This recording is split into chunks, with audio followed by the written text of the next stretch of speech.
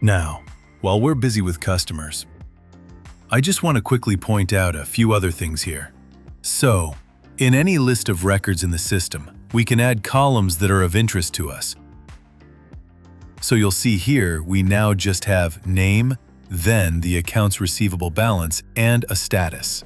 But there's other information that's usually relevant. So, let's add our VAT number, maybe our contact name. And maybe we'll want to see the mobile number. I'm going to move the VAT number to the end.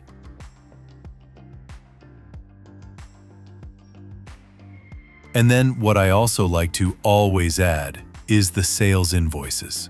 So let's just quickly check for me again there. Accounts receivable is there, so I'll have accounts receivable last, and I'll put my sales invoices second to last. Then update it, and it looks something like this.